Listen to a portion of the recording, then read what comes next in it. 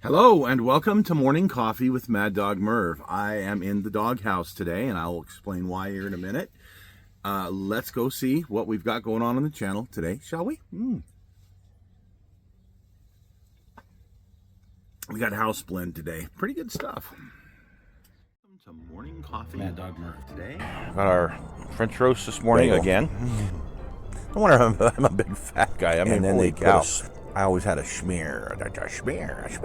So he's probably going for bagels. He's trying to steal. Oh my gosh, I can't even believe it. I have no clue. And I got a bunch of chores to do. Oh, who wants to do that? So for today's shout out, I've mentioned this channel before, but it's worth mentioning again, and that is Sprues and Brews. And he has some great content. I like the way he produces his videos, and so do a lot of people.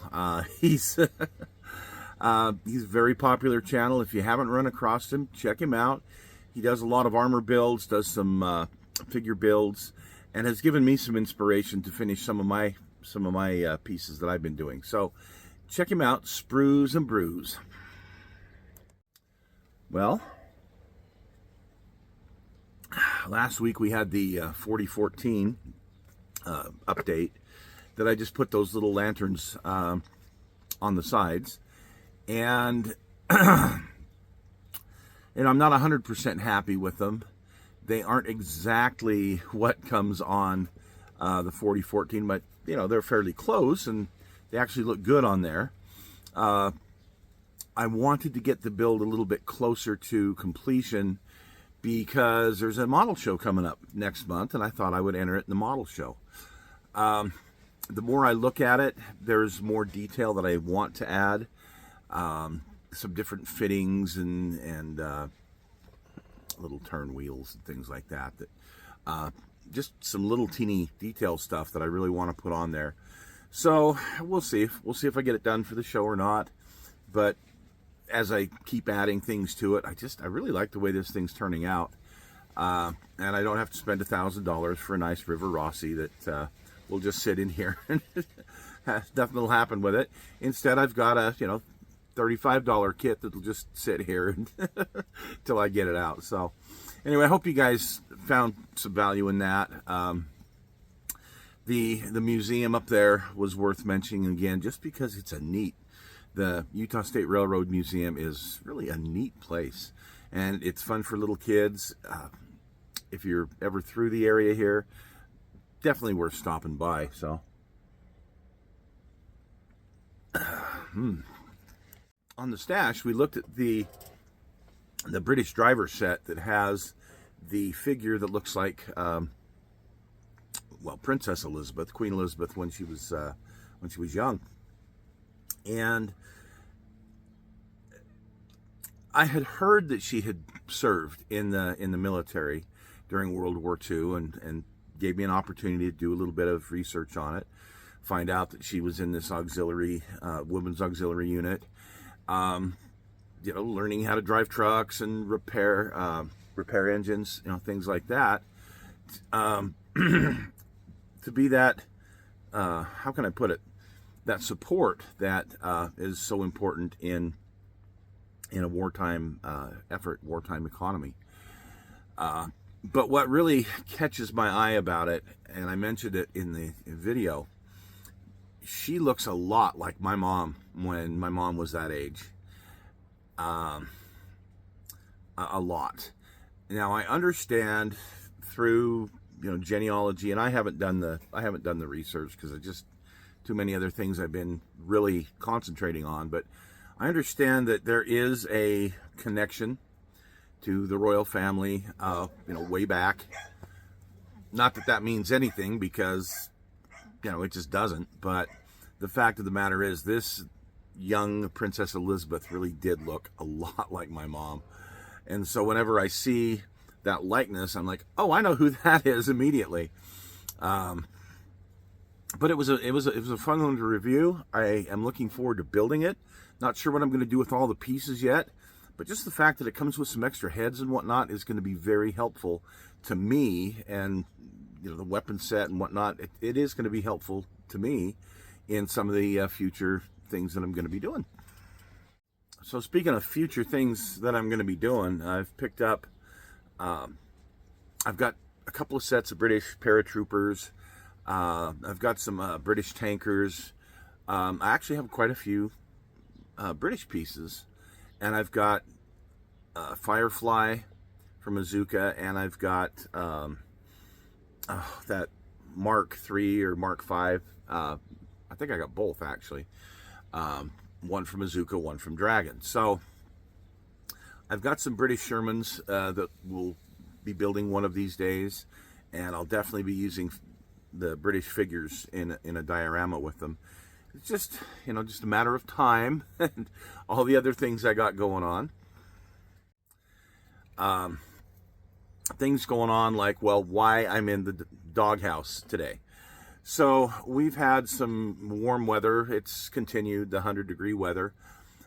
But we recently, like yesterday, day before yesterday, had a thunderstorm move through, and it just tore the living snot out of everything in the backyard. The decorations, the gazebo, pretty much everything I have just, and I don't know what the wind gusts were. They were at least 70. But it could have been higher here. That and a bunch of rain, but it was mostly the wind. It just tore everything up. So I'm in here today because out there's kind of a shambles, and I need to do some, putting things back, and I just haven't got that far yet. I haven't finished my coffee yet. But you see behind me, I have been very, very busy with the Halloween season already. I know I cheated. I started early. A couple of animatronics that have come out and hit the shelves early. We all know if you don't get on those things like the minute basically the minute they're announced, because sometimes they don't even make it to the shelf. Sometimes they don't even make it to the floor as a demonstrator. There's kind of a following out there that just love to snarf these things up. So I've got three of them brand new this year. And we'll look at them at a different show. But anyway, so because of the damage back here, I'm just sitting here enjoying my cup of coffee, and you guys get to see a sneak preview of some shows that'll be coming up here in the near future. But for tomorrow's show, we are going to be looking at part 3, finally, of a Pacific Sherman. A couple of years ago, I think it was, excuse me, I put out a show on building the Tamiya M4, I think it's an M4A3, I'm pretty sure. Anyway, a couple of Shermans from Tamiya that I had acquired. I went ahead and did the one in part 2 and finished it up as one from the Philippine campaign, and the second Sherman started putting things on it for Iwo Jima.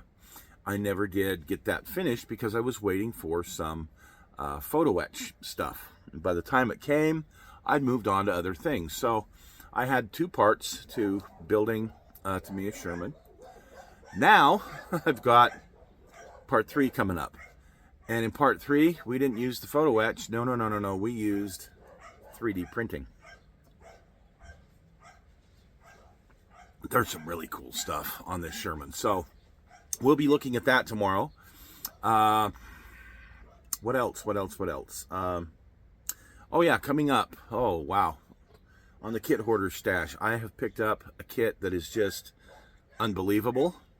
For armor. Pretty rare to get in the States from what I understand, but anyway. It's neat, and it's right along the lines of the 1946 stuff I do, the paper panzers. But we'll be looking at that on probably this week, if not this week, next week on the stash. So stay tuned for that. Well, as you guys can hear, I have people here who've come to my door, so I better go see who's here. I'm about done with this anyway. Stick with us tomorrow for the show on the Shermans, And on Thursday, we've got a great kit hoarder stash. Thanks for joining us, and we'll see you again tomorrow.